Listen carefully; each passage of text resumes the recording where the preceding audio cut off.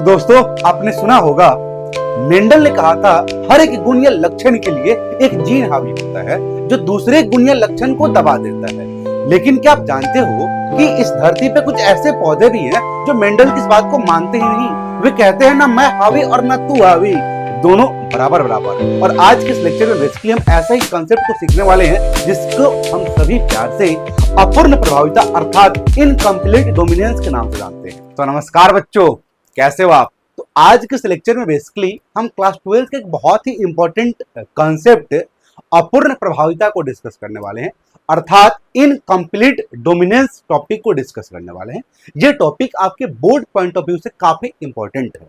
हाँ, हम एक और आपको बात बता दें कि इस लेक्चर को देखने के बाद अगर आपकी बोर्ड एग्जाम में इस टॉपिक से क्वेश्चन फ्रेम होते हैं, क्वेश्चन बनते हैं, तो आप सभी प्रकार के क्वेश्चन को कर ले जाओगे। इसी कारण से हमने लिखा है कि इससे बाहर कुछ नहीं आएगा।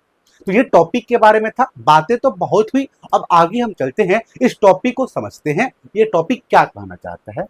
मेरा एक ही कहना होता है कि जब भी आप किसी टॉपिक से अननोन हो, अनजान हो, या फिर किसी व्यक्ति से आप अनजान हो, तो आपको एक ही काम करना है, उस टॉपिक को प्यार भरी नजरों से देखना है। जब आप उसको प्यार भरी नजरों से देखोगे तो आपको उसमें कुछ ऐसा चेहरा नजर आएगा जिसको आप पहचानते होंगे, जिसको आप जानते होंगे। अब आंखें बंद करके या प्यार भरी नजरों से आप देखोगे तो आपको तो कैटरीना कैफ की नजर चेहरा आएगा, आपको तो ऐश्वर्या राय का चेहरा नजर आएगा। लेकिन जब आप अपूर्ण प्रभाविता को पढ़ने वाले मूड से देखोगे तो इसमें आपको दो शब्द नजर आएंगे, अर्थात एक शब्द आएगा अपूर्ण और दूसरा शब्द आएगा प्रभाविता। और जब इस दोनों शब्द का अर्थ समझ जाओगे तो आप इस टॉपिक का भी अर्थ समझ जाओगे। तो मेरा एक ही कहना होता है कि आप टॉपिक के शब्द का अर्थ जानकर आप टॉपिक के बारे में जानकारी प्राप्त कर सकते हो। तो आओ देखते हैं, एक शब्द है अपूर्ण और दूसरा शब्द है प्रभाविता। अपूर्ण का क्या मतलब है? अपूर्ण तो आप जानते ही होंगे, अपूर्ण का मतलब होता है पूरा नहीं है, अधूरा है। और प्रभाविता का मतलब प्रभाव का बात हो रहा है, इफेक्ट का बात हो रहा है। तो जब पूरा प्रभाव नहीं हो तो अपूर्ण प्रभाविता हो जाएगा, अर्थात प्रभाव तो है लेकिन पूरा पूरा नहीं है। अब इस टॉपिक को समझने के लिए हम आपको अपूर्ण प्रभाविता का कंपेयर पूर्ण प्रभाविता के साथ करेंगे और सह प्रभाविता के साथ करेंगे, अर्थात ये पूर्ण प्रभाविता, अपूर्ण प्रभाविता और सह प्रभाविता आखिरकार होते क्या हैं। इनके लिए हम आपको 3 केस से अवगत कराना चाहते हैं। ये आपके सामने 3 केस दिखाई दे रहा हो, केस 1, केस 2 और केस 3। इस केस 1 में आपको जो ये ऊपर दिखाई दे रहे हैं, ये बेसिकली हम पेरेंट को दर्शा रहे हैं। तो ये जो ऊपर वाला पार्ट दिखाई दे रही है, ये दोनों पेरेंट हैं, ये दोनों पेरेंट हैं, अर्थात ये दोनों जनक हैं। ये जनक, ये जनक, ये जनक, ये जनक, ये जनक, ये जनक।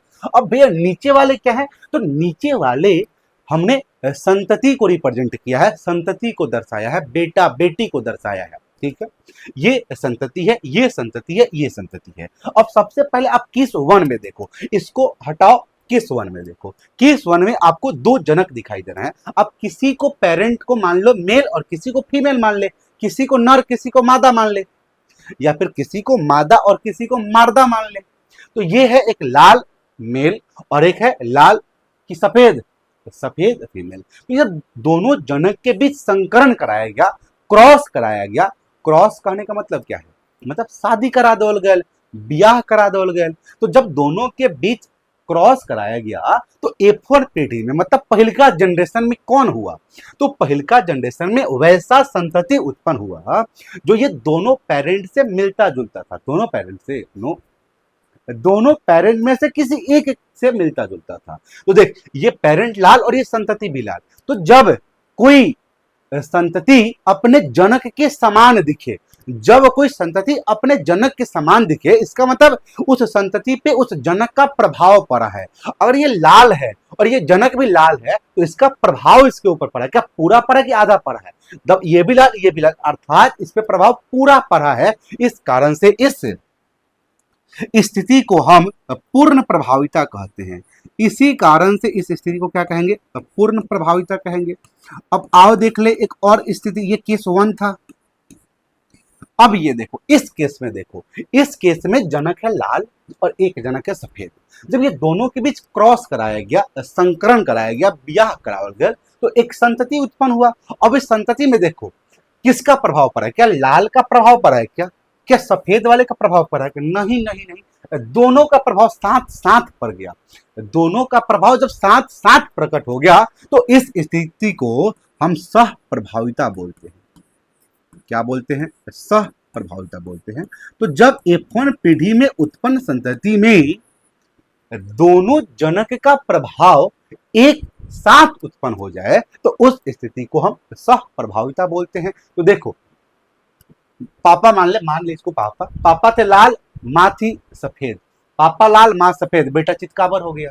चितकाबर कहने का मतलब क्या है रे? चितकाबर कहने का मतलब है बेटा में लाल और सफेद का मिक्सचर हो गया। तो ये कहलाती है सप्रभाविता। अगर केवल लाल होता तो ये हो जाता अपूर्ण प्रभाविता, मतलब पापा के प्रभाव पड़ल बा। केवल सफेद होता तो मम्मी के प्रभाव पड़ल बा। बात बा कि ना बा? बात बा। अब एमे देख ले, एमे संत जनक है लाल और सफेद, बेटा हो गया कैसा? तो बेटा हो गया गुलाबी, ना ही पापा पे पड़ा ना ही मम्मी पे पड़ा। तो ये एक मध्यवर्ती गुण आ गया, एक इंटरमीडिएट गुण आ गया, और इसी को बोलते हैं ना ही पूरा पड़ा ना ही साथ साथ पड़ा, ना ही पूरा पड़ा ना ही साथ साथ पड़ा। तो इस स्थिति को अपूर्ण प्रभाविता बोलते हैं। और आज का मेरा टॉपिक अपूर्ण प्रभाविता भी है। तो क्या आप सप्रभाविता नहीं पढ़ाओगे? पढ़ाएंगे, लेकिन इसके लिए अगला लेक्चर लेकर आएंगे। क्या समझे? समझे? ठीक है। तो क्या पूर्ण प्रभाविता, अपूर्ण प्रभाविता और सह प्रभाविता टॉपिक क्लियर है? एक बार इसको आप नोट कर लेना, या आप स्क्रीनशॉट ले लो और जब लेक्चर समाप्त हो तो आप कर लेना। ये नोट करना इंपॉर्टेंट है, क्योंकि आपको बार बार ये लेक्चर को फिर से देखना नहीं पड़े, आप अपनी नोट्स को देख लो। इसके लिए आपको नोट करना इंपॉर्टेंट है भाई।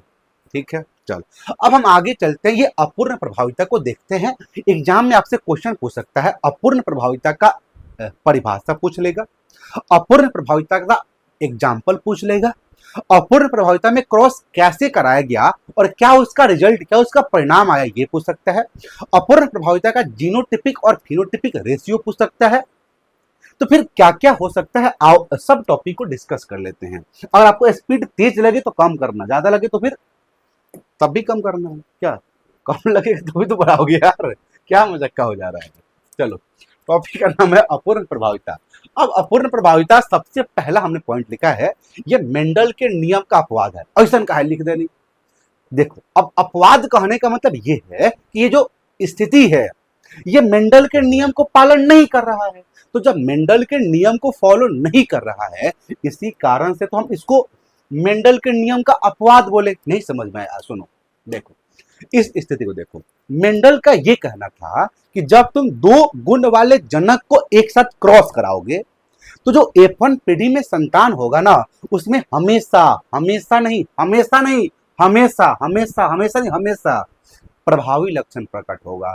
जब दो गुण वाले जनक को एक साथ क्रॉस कराओ तो जो F1 पीढ़ी में संतति उत्पन्न होगा ना, उसमें हमेशा प्रभावी लक्षण उत्पन्न होगा। देखो क्या कहने का मतलब है, जैसे मान ले एक जनक लाल हो गया और एक जनक सफेद हो गया, तो दोनों को जब क्रॉस कराओगे तो F1 पीढ़ी में जो संतान उत्पन्न हुआ है ना, वो हमेशा प्रभावी लक्षण वाला होगा। और लाल और सफेद में प्रभावी लक्षण होता है लाल, लाल और सफेद में प्रभावी लक्षण होता है लाल। तो लाल जब आया तो ये मेंडल के नियम को फॉलो कर रहा है, मेंडल के नियम को फॉलो कर रहा है। अब इसमें देख, इसमें आगे गुलाबी, ना ही लाल आया ना ही सफेद आया, अर्थात प्रभावी लक्षण आया ही नहीं।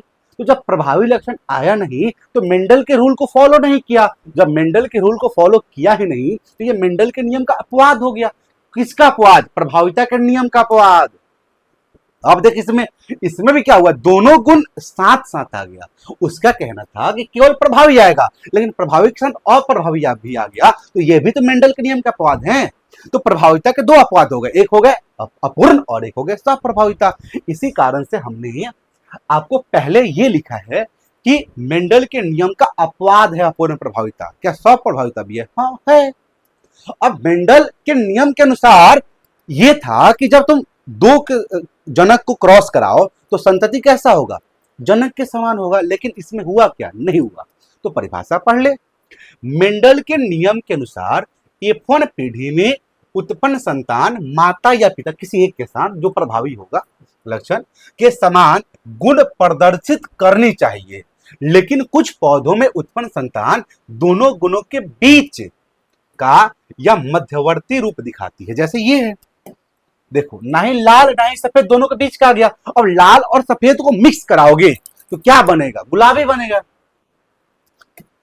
तो रूप दिखाती है, इस स्थिति को ही अपूर्ण प्रभाविता कहते हैं। क्या कोई तकलीफ वाली बात है?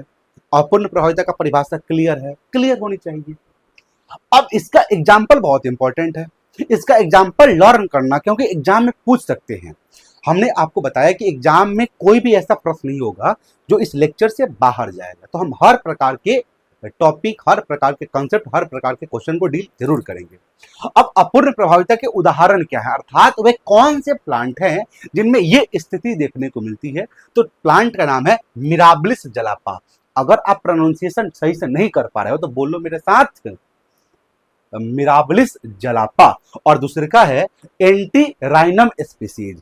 एक है मिराबिलिस जलापा और एक है एंटीराइनम मेजस, सॉरी एंटीराइनम मेजस या स्पीसीज। ये दोनों ऐसे प्लांट हैं जो मेंडल के नियम को फॉलो नहीं करते हैं, ये एक अलग रूल फॉलो करते हैं। ये कहते हैं कि ना हम तोहर बात माना ना तू हमार बात माना, दोनों गोरा का बात चली, बराबर बराबर चली।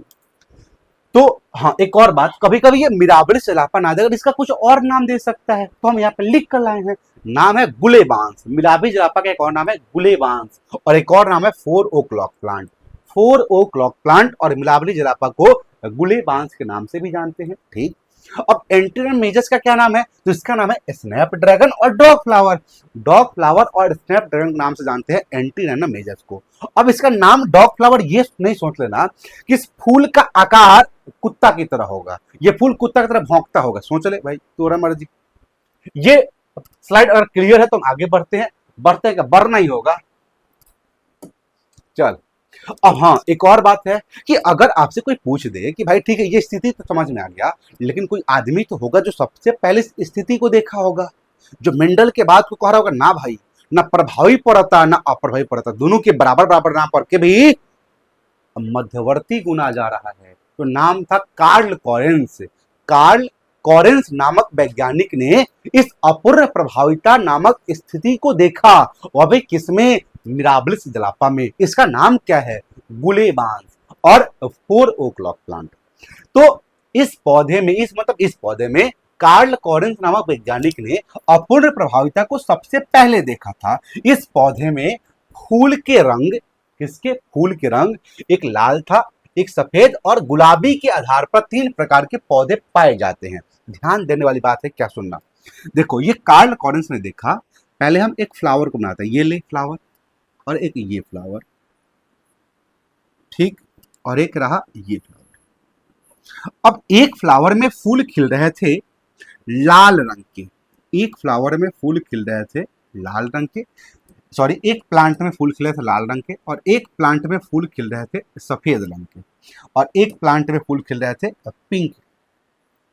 तो ये 3 प्रकार के पौधा हो गया, किसके आधार पे? फूल के रंग के आधार पे। ठीक है, जब इस लाल फूल वाले पौधे को, ये लाल पौधा है, ये लाल फूल वाले पौधे जिसको हम लिखते हैं कैपिटल आर, और ये सफेद फूल वाला पौधा जिसको हम लिखते हैं स्मॉल आर, इन दोनों को जब क्रॉस कराया गया, अब ये कैपिटल आर और स्मॉल आर आपको कैसे पता चला? देखो हम क्या बता रहे हैं। जब भी कोई लक्षण को हमको रिप्रेजेंट करना पड़ता है तो हम उस प्रभावी लक्षण को कैपिटल से लिखते हैं। लक्षण या तो प्रभावी होगा या तो अप्रभावी होगा, और जो F1 पीढ़ी में दिख जाए वह प्रभावी, जो नहीं दिखे वह अप्रभावी। तो जो प्रभावी लक्षण होता है ना, उसको रिप्रेजेंट करने के लिए, उसको दर्शाने के लिए बेसिकली हम कैपिटल लेटर का स्मॉल यूज करते हैं, और जब भी अप्रभावी लक्षण होता है उसको दिखाने के लिए हम स्मॉल लेटर का उपयोग करते हैं। तो लाल और सफेद में लाल जो है वह प्रभावी लक्षण है, इसी कारण से हमने लिखा कैपिटल आर। ठीक, हाँ चलो, अब ये दोनों के बीच जब क्रॉस हुआ, क्रॉस मतलब दोनों का ब्याह हुआ, तो क्या होगा? तो सबसे पहले क्रॉस कराने के सबसे पहले हमको गैमीट बनाना पड़ेगा। तो अगर इस स्थिति में हम गैमीट बनाए तो गैमीट एक बनेगा आर, और इस स्थिति में गैमीट बनाए तो एक गैमीट बनेगा स्मॉल आर। अब ये कैसे पता चला? जैसे मान ले एक ये रहेगा कैपिटल आर स्मॉल आर, तो इसमें गैमेट केवल आर नहीं बनेगा, इसमें आर के साथ एक और आर बनेगा। ये बात कैसे पता चला? तो अगर आपको ये गैमेट बनाने नहीं आता हो, इसमें कितने प्रकार के गैमेट बनेंगे और कौन कौन बनेंगे, इसमें कितने प्रकार के बनेंगे और कौन कौन बनेंगे, तो अगर ये आप बात आपको पता नहीं होगा तो आप कमेंट करना, हम आपको ये गैमेट बनाने का भी सिखाएंगे एक सेपरेट वीडियो में, ठीक है? लेकिन कमेंट करना भाई। तो ये पहले गैमेट बनाओ, और गैमेट का ही तो फ्यूजन होता है। गैमेट का जब फ्यूजन होगा तभी तो बच्चा पैदा होगा, जब भी तो बच्चा बनेगा। तो ये संतति है, ये दोनों का संतति है, तो संतति के लिए गैमेट का फ्यूजन होना पड़ेगा। तो जब ये गैमेट फ्यूज किए, जब ये गैमेट फ्यूज किए तो एक नया संतान उत्पन्न हुआ, और संतान ना ही पापा पे गया ना ही मम्मी पे गया, और ये संतान बन गया पिंक कलर का, और पिंक के लिए रिप्रेजेंट करते हैं कैपिटल आर और स्मॉल आर। ये हो गया बेसिकली पिंक, जिसे हम गुलाबी बोलते हैं। तो यहां पे देखो, जब लाल और सफेद का क्रॉस कराएगा तो आ गया गुलाबी, किसी का लक्षण नहीं हुआ, तो इसी कारण से इसको हम लोग अपूर्ण प्रभाविता के उदाहरण के रूप से जानते हैं। लेकिन यहाँ पे क्या किया गया, इसका क्रॉस फिर से कराया गया, अर्थात इसमें स्वपरागन की क्रिया कराई गई। क्या कराई गई? इसमें स्वपरागन की क्रिया कराई गई। अब स्वपरागन का मतलब है उसका ब्याह उसी से करा दे, ओकर ब्याह ओकरे से करा दे, तो इसमें क्या किया गया, स्वपरागन कराया गया। स्वपरागन का मतलब क्या है भाई साहब? अब इसको हम यहाँ पे लिखते हैं, वहां ऊपर लिखते हैं, इसको हम यहाँ पे लिखते हैं कि स्वपरागन मतलब क्या है। स्वपरागन का मतलब है ये जो कैपिटल आर स्मॉल आर आया गुलाबी फूल वाला पौधा, इसका शादी एकरे से करा देवल गए। तो जब इससे कराएगा तो सबसे पहले हमको क्या करना होगा, क्रॉस कराने के लिए गैमीट बनाना पड़ेगा। तो आओ इसमें गैमीट बनाते हैं। अब इसमें गैमीट केवल आर बनेगा क्या? नहीं, इसमें गैमीट दो प्रकार के बनेंगे। इसमें गैमीट दो प्रकार के बनेंगे, एक कैपिटल आर और एक स्मॉल आर। ये क्या है? ये गैमीट है। ये क्या है? ये एक कैपिटल आर और ये स्मॉल आर। अब इन दोनों के बीच क्रॉस कराओ, क्योंकि मेनली गैमीट का क्रॉस होगा। ये क्या है? ये गैमीट है, ये युग्मक हैं। ध्यान देने वाली बात है। तो जब इन दोनों के बीच क्रॉस कराओगे तो सबसे आसान तरीका है पनेट स्क्वायर। सबसे आसान तरीका क्या है? Punnett square. क्या आपको पनेट स्क्वायर बनाने आता है? अगर नहीं आता है तो 2-4 मिनट का एक वीडियो आएगा जिसपे पनेट स्क्वायर बनाना हम सिखाएंगे, ठीक है? चलो, तो पनेट स्क्वायर में क्या करते हैं, इस कॉम्बिनेशन को लिखते हैं। एक को लिखते हैं इधर बाएं या दाएं और एक को लिख देते हैं ऊपरा तरफ, ठीक है? अब कॉम्बिनेशन का क्रॉस कराओ। क्या क्या कराओ? क्रॉस कराओ। जब तुम कैपिटल आर को कैपिटल आर से क्रॉस कराओगे तो कॉम्बिनेशन बनेगा कैपिटल आर और कैपिटल आर। और जब कैपिटल आर आए तो इस किस कलर का पौधा है? तो ये लाल रंग वाले फूल वाला पौधा है। उसी प्रकार से जब हम कैपिटल आर का स्मॉल आर से क्रॉस कराएंगे तो इसका जो कॉम्बिनेशन बनेगा वह कैपिटल आर और स्मॉल आर बनेगा। ये कैसा पौधा है? तो ये गुलाबी फूल वाला पौधा है।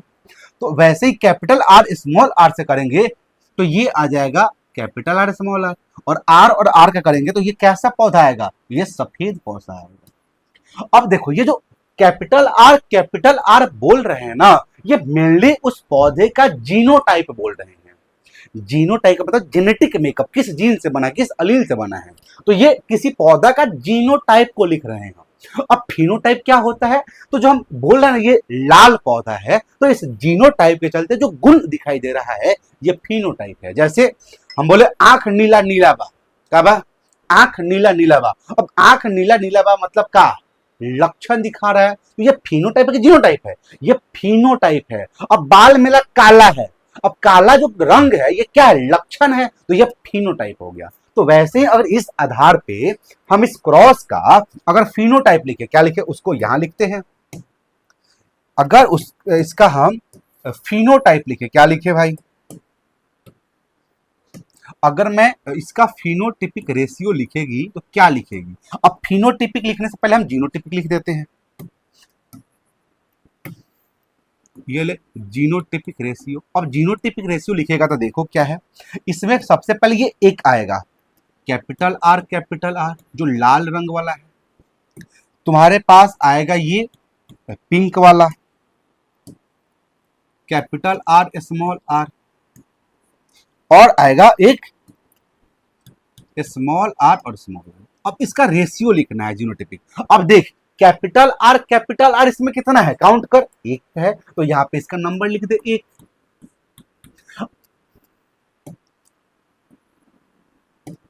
इसका नंबर लिख दे एक। अब देख यहां पे कैपिटल आर स्मॉल आर कितना है, एक और दो, तो नंबर लिख दे दो। अब देख स्मॉल आर कितना है, एक, तो नंबर लिख दे एक।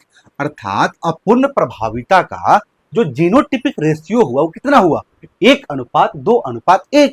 अब एक किसको बता रहा है, तो एक तो आर को बता रहा है, और एक आर तो स्मॉल आर को रिप्रेजेंट कर रहा है। ये दो किसकी नंबर है भाई, ये दो number capital R small R का है। अब इसका अगर तुमसे कोई फिनोटिपिक रेशियो पूछे तो तुम क्या बोलोगे। अब फिनोटिपिक मतलब इसका लक्षण लिखना है, क्या लक्षण लिखना है। अब लक्षण कैसे लिखोगे, अब सुनो, ये कैपिटल आर के चलते लक्षण क्या आएगा, लाल आएगा, तो लाल लिख देते हैं क्या। अब इस कैपिटल आर और स्मॉल आर के चलते कौन आएगा, तो पिंक आएगा, तो पिंक लिख देते हैं। पिंक मतलब गुलाबी, तो गुलाबी लिख ले। अब ये कैपिटल स्मॉल आर और स्मॉल आर के चलते कौन लक्षण आएगा, तो वह व्हाइट आएगा, तो ये व्हाइट लिख देते हैं। अब इसका नंबर देख ले, लाल का नंबर कितना है, लाल का नंबर 1 है, पिंक का 2 है, और व्हाइट का 1 है। अर्थात अपूर्ण प्रभाविता का फिनोटिपिक रेशियो और जीनोटिपिक रेशियो समान होता है। फिनोटिपिक और जीनोटिपिक रेशियो समान होता है। क्वेश्चन पूछे तो तुम बताना, ठीक है। हाँ, एक और यहां से क्वेश्चन पूछ सकता है कि यहां पे तो गुलाबी आ गया, लेकिन F2 पीढ़ी में पुनः लाल और सफेद आ गया।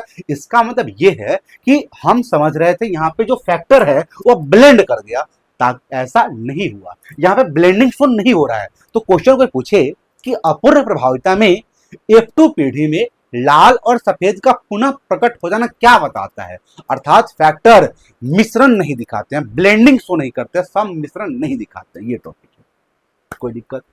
अब हम इस क्रॉस को पढ़ लेते हैं। ये जो क्रॉस लिखा हुआ है ना, इस क्रॉस को एक भाषा का रूप दे रहे हैं। अब भाषा कुछ है नहीं, देख ले, क्योंकि बोर्ड का एग्जाम है और बोर्ड एग्जाम में आपको भाषा लिखना पड़ता है। देखो, इस प्रयोग में जब लाल फूल वाले पौधे को सफेद फूल वाले पौधे के साथ संकरण कराया गया, तो F1 पीढ़ी में, कौन पीढ़ी में, F1 पीढ़ी में सभी गुलाबी फूल वाले पौधे प्राप्त हुए। देख यहाँ पे जब कराया गया तो सभी क्या आया, गुलाबी आया। अब यह इस कारण से होता है कि लाल फूल वाला जीन जो प्रभावी है पूर्ण रूप से प्रभावी नहीं होता, मतलब अपना प्रभाव पूर्ण रूप से नहीं डाल पा रहा है, और सफेद फूल वाला जीन पूर्ण रूप से अप्रभावी नहीं हो रहा, मतलब ये भी अपना प्रभाव थोड़ा मोड़ा डाल ही दे रहा है। इसी कारण से तो मध्यवर्ती गुण आ गया। दोनों के सम्मिलित प्रभाव से गुलाबी फूल उत्पन्न होते हैं, ये बात तो हमने देख लिया। फिर जब F1 पीढ़ी के गुलाबी फूल जो उत्पन्न हुए हैं F1 में, क्या कराया गया, स्वपरागण कराया गया, तो F2 पीढ़ी में लाल फूल भी आया, गुलाबी फूल भी आया और सफेद फूल भी आया। देखिए यहाँ पे लाल भी आया, गुलाबी भी आया और सफेद फूल भी आया, फूल प्राप्त हुए। अब यहां से एक और क्वेश्चन पूछता है, क्वेश्चन जो हमने पहले बता दिया है कि अपूर्ण प्रभाविता का फिनोटिपिक रेशियो 1:2:1, जीनोटिपिक 1:2:1, अर्थात इसका इनकम्प्लीट का फिनोटिपिक और जीनोटिपिक रेशियो बराबर होता है। एक और क्वेश्चन देख ले यहां से कि लाल फूल और सफेद फूल पुनः प्रकट क्यों हो जा रहा, ताकि ये ब्लेंडिंग शो नहीं करते हैं। तो ये टॉपिक था, ये क्वेश्चन था, आपसे क्वेश्चन पूछ सकता है प्रभाविता क्या है, सॉरी अपूर्ण प्रभाविता क्या है, लिख दोगे। किसने देखा, लिख दोगे। अपवाद है, क्यों अपवाद है, लिख दोगे। इसका एग्जाम्पल याद कर लेना, लर्न कर लेना। अब एग्जाम्पल में तुम इसका क्रॉस का क्या रिजल्ट है, कैसे क्रॉस कराएं, ये भी देख पाओगे। तो आई होप आज का लेक्चर ये समझ में आया होगा। अगर समझ में नहीं आया हो तो फिर क्या करना है, आपको कमेंट करना है कि भैया लेक्चर समझ में नहीं आया या फिर ये टॉपिक में हमको दिक्कत है। मैं कमेंट के माध्यम से उस डाउट को क्लियर करने का कोशिश करूंगा। और अगला लेक्चर हमारा कोर डोमिनेंस के ऊपर होने वाला है, और ऐसे आप कौन कौन से कंसेप्ट का, कौन कौन से महत्वपूर्ण टॉपिक का वीडियो हमसे चाहते हो वह कमेंट जरूर करना, ठीक है। चलिए फिर मिलते हैं अगले लेक्चर में, तब तक के लिए आपको स्वस्थ और मस्त रहना है। स्वस्थ सबसे इंपॉर्टेंट है, मस्त तो रहना ही है। चलिए धन्यवाद।